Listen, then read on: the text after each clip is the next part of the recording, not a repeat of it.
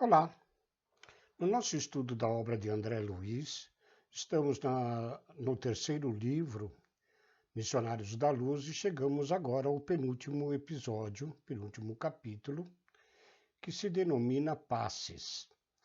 E a vocês que acompanham nossos estudos, já vimos anteriormente em cada capítulo, André Luiz trata de assuntos específicos relativos a uma casa espírita, no que diz respeito a problemas com a mediunidade, doutrinadores ou problemas de obsessão.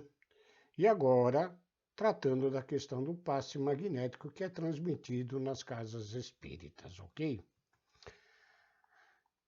Então diz assim André Luiz: em todas as reuniões do grupo junto à qual funcionava Alexandre, com atribuições do orientador, vários são os serviços que se desdobram sob a responsabilidade dos companheiros desencarnados. Nem sempre me foi possível estudá-los separadamente. Todavia, em respeito a alguns deles, não me furtei ao desejo forte de receber ilustrações do respeitável instrutor. Um destes serviços era o de passes magnéticos ministrado aos frequentadores da casa. O trabalho era atendido por 6 entidades da nossa esfera, envoltas em túnicas muito alvas, como enfermeiros vigilantes. Falavam raramente e operavam com intensidade. Todas as pessoas vindas ao recinto recebiam-lhes o toque salutar e, depois de atenderem aos encarnados, ministravam socorro eficiente às entidades infelizes do nosso plano, principalmente as que se constituíam em secto familiar dos nossos amigos da crosta. Vemos aqui que os passes ministrados pelo plano espiritual, pelos espíritos amigos, além de ministrá-los através, inclusive, de um médium passista, eles também ministram os passes nos familiares que acompanham aqueles irmãos encarnados que vão até o centro para obter essa ajuda do passe magnético, e aqueles parentes, familiares que o acompanham do lado de lá, recebem igualmente este auxílio. Indagando de Alexandre relativamente àquela sessão de atividade espiritual, indicando-lhe os companheiros em esforço silencioso, esclareceu o mentor com a bondade de sempre. Aqueles nossos amigos, André, são técnicos em auxílio magnético, que comparecem aqui para a dispensação de passes de socorro. Trata-se de um departamento delicado de nossas tarefas que exige muito critério e responsabilidade. Esses trabalhadores, indaga André, apresentam requisitos especiais? Sim, esclarece Alexandre. Na execução da tarefa que lhe está subordinada, não basta boa vontade, como acontece em outros setores da nossa atuação. Precisam revelar determinadas qualidades de ordem superior e certos conhecimentos especializados. O servidor do bem, mesmo desencarnado, não pode satisfazer em semelhante serviço se ainda não conseguiu manter um padrão superior de elevação mental contínua, condição indispensável à exteriorização das faculdades radiantes. Essas faculdades radiantes são aquelas que, evidentemente, irradiam deste ser, que está preparado para auxiliar nos passes magnéticos, dar os passes magnéticos, Então, com esta condição de uma elevação mental superior, eles conseguem este efeito radiante. O missionário do auxílio magnético na crosta, ou aqui em nossa esfera, necessita ter grande domínio sobre si próprio, espontâneo equilíbrio de sentimentos, acendrado amor aos semelhantes, alta compreensão da vida, fé vigorosa e profunda confiança no poder divino. Cumpre-me acentuar, todavia, que semelhantes requisitos em nosso plano constituem exigências a que não se pode fugir. Agora, quando na esfera carnal, a boa vontade sincera, em muitos casos, pode suprir essa ou aquela deficiência que se justifica em virtude da assistência prestada pelos benfeitores de nossos círculos de ação ao servidor humano, ainda incompleto no terreno das qualidades desejáveis. Vejo que, no plano dos espíritos, essas qualidades, e nós vamos dar uma relida nestas qualidades, é indispensável. Um ser do plano espiritual não pode adentrar aos serviços de passe magnético se não tiver essas qualidades para se tornar radiante. Enquanto que aqui na Terra, como nós ainda estamos longe, muitas das vezes, de conseguirmos estas qualidades, né? A força maior que nos ajuda a colaborar nos passos magnéticos é a boa vontade. A boa vontade é fundamental igualmente. As qualidades aqui que Alexandre revela são ter grande domínio sobre si próprio, espontâneo equilíbrio de sentimentos, acendrado amor aos semelhantes, alta compreensão da vida, fé vigorosa e profunda confiança no poder divino. Estas qualidades são imprescindíveis lá e aqui, basicamente, é necessário ter essas qualidades, mas pelo menos a boa vontade em ajudar os semelhantes. Ouvindo as considerações do orientador, lembrei-me de que, de fato, vez por outra, viam-se nas reuniões costumeiras do grupo os médios passistas em serviço, acompanhados de perto pelas entidades referidas. Vali-me, então, do ensejo para intensificar o meu aprendizado. Os amigos encarnados, pergunta André, de modo geral, poderiam colaborar em semelhantes atividades de auxílio magnético? Todos, com maior ou menor intensidade, poderão prestar concurso fraterno neste sentido, responde Alexandre, porquanto, revelada a disposição fiel de cooperar a serviço do próximo, por esse ou aquele trabalhador, as autoridades do nosso meio designam entidades sábias e benevolentes que orientam indiretamente o iniciante, utilizando-lhe a boa vontade e enriquecendo-lhe o próprio valor. São muitos raros, porém, os companheiros que demonstram a vocação de servir espontaneamente. Muitos, não obstante bondosos e sinceros nas suas convicções, aguardam a mediunidade curadora como se ela fosse um acontecimento miraculoso em suas vidas e não um serviço do bem que pede ao candidato o esforço laborioso do começo. Muitos ainda, infelizmente, no nosso meio, né, imaginam de ter o toque curador nos atos como se fosse Jesus, né? Não é o caso. Mas se tivermos a boa vontade, nós, nos passes, conseguimos auxiliar eficientemente e eficazmente os nossos irmãos. Claro que, referindo-nos aos irmãos encarnados, não podemos exigir a cooperação de ninguém no setor dos nossos trabalhos normais. Entretanto, se alguns deles vêm ao nosso encontro solicitando admissão às tarefas de auxílio, logicamente receberá nossa melhor orientação no campo da espiritualidade. Ainda mesmo que o operário humano revele valores muito reduzidos, pode ser mobilizado? Interroga André Luiz. Perfeitamente, diz Alexandre Atencioso, desde que o interesse dele nas aquisições sagradas do bem seja mantido acima de qualquer preocupação transitória. Deve esperar incessantemente progresso das faculdades radiantes, não só pelo esforço, senão também pelo concurso do mais alto de que se faz merecedor. Não longe de nós permaneciam técnicos espirituais do auxílio magnético em atividade metódica.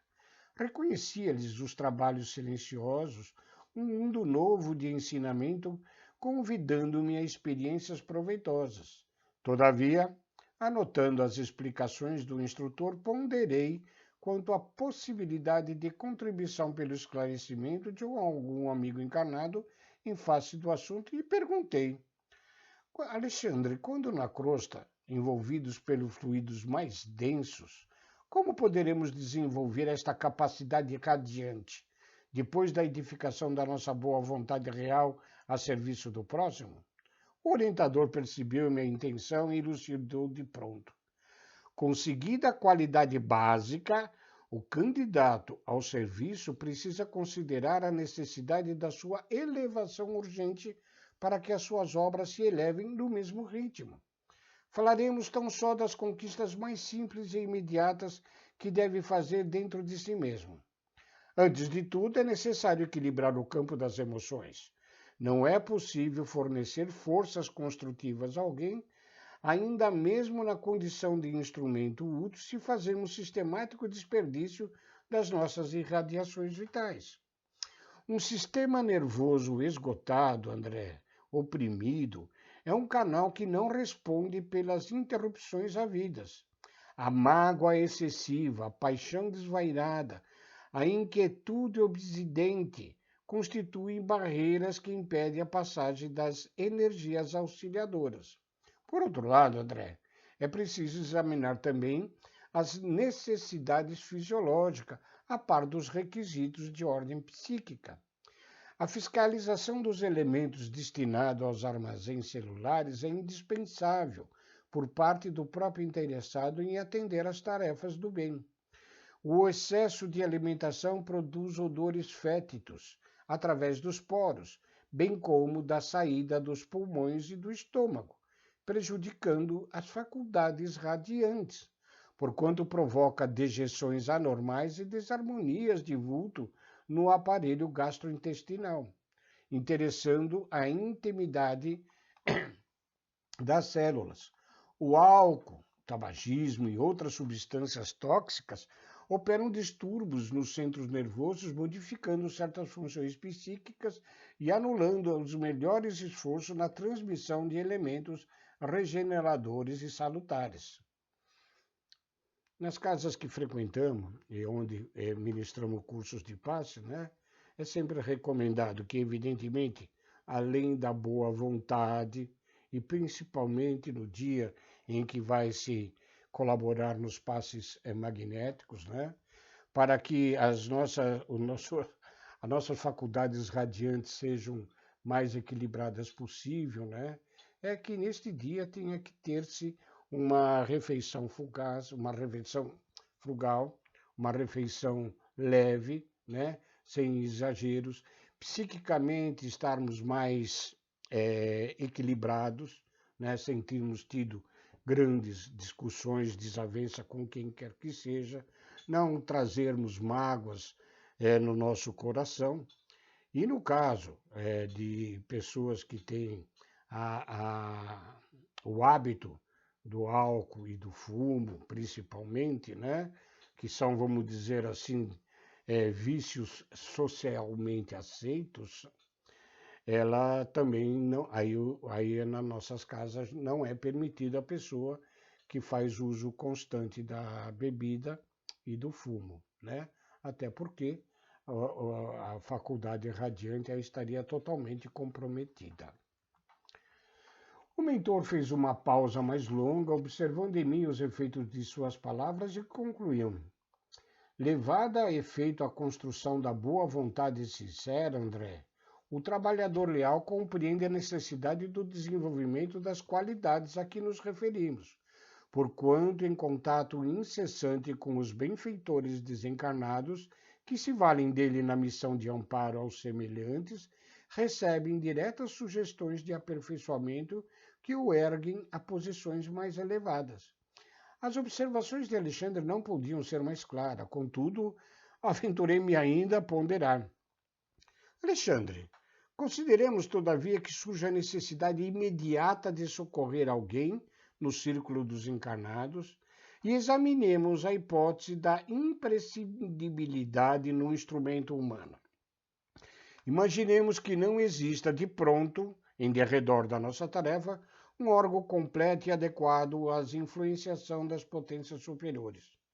Existirá certamente, porém, do nosso lado, um companheiro em condições comuns que, mergulhado na ignorância, ainda não percebe os perigos a que expõe o próprio corpo, mas que se deixará aproveitar pelo nosso esforço espiritual em benefício de outrem? Será crível que não possa ser aproveitado? Alexandre sorriu bondosamente e considerou. Seria, André, demasiado rigor. Em todo lugar onde haja merecimento nos que sofrem, boa vontade nos que auxiliam, podemos ministrar, sim, o benefício espiritual com relativa eficiência. Todos os enfermos podem procurar a saúde. Todos os desviados quanto desejam retornam ao equilíbrio. Se a prática do bem estivesse circunscrita aos espíritos completamente bons, seria impossível a redenção humana, André. Qualquer cota de boa vontade e espírito de serviço recebe de nossa parte a melhor atenção. A situação que o André relata, né, é aquela muito emergencial. E dentro de uma emergência, a espiritualidade evidentemente auxilia com a emergência, né? No caso, aqui na Terra, de alguém se acidentar, mesmo que eu não seja médico, enfermeiro, não tenha práticas para cuidar o acidentado, né? Mas prestar algum socorro imediato, com certeza, emergencialmente, eu posso fazê-lo, mas depois encaminhá-lo ao pronto atendimento para os profissionais da área da saúde mais competentes para auxiliar aquele, ok? Imprimiu Alexandre pequeno intervalo à palestra, depois de pensar num minuto, ele esclareceu. Quando nos referimos, André, às qualidades necessárias aos servidores desse campo de auxílio, a ninguém desejamos desencorajar, muito pelo contrário, mas sim orientar as aspirações do trabalhador para que a sua tarefa cresça em valores positivos e eternos, em benefício dele mesmo. Nesse momento, aproximou-se um dos companheiros do serviço, pedindo a cooperação de Alexandre em determinado setor. Ele atendeu gentil e, no entanto, antes de separar-se de mim, conduziu-me a reduzido grupo de entidades que se encarregavam dos passes e, apresentando-me ao amigo que chefiava o trabalho, explicou generoso.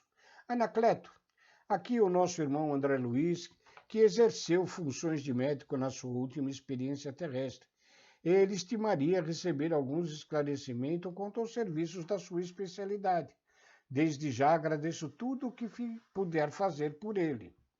O diretor daquele departamento de auxílio acolheu-me fraternalmente e, fosse porque estava em trabalho ativo ou porque se dava a poucas palavras, convidou-me sem perda de tempo às observações diretas das atividades sob sua chefia. Delicadamente colocou-me ao lado de uma senhora respeitável que se localizara à mesa, não longe do orientador da casa.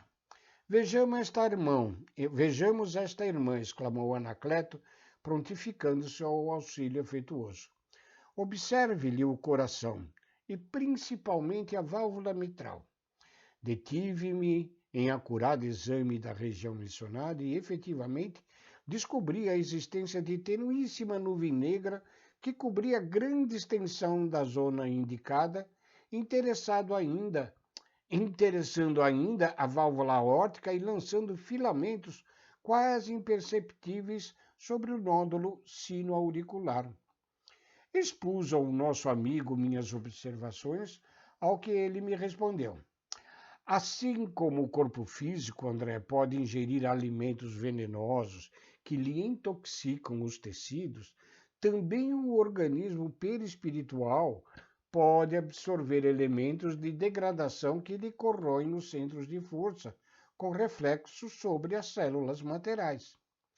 Se a mente da criatura encarnada ainda não atingiu a disciplina das emoções, se ela ainda alimenta paixões que a desarmonizam com a realidade, pode a qualquer momento intoxicar-se com as emissões mentais daqueles com quem convive e que se encontram no mesmo estado de desequilíbrio.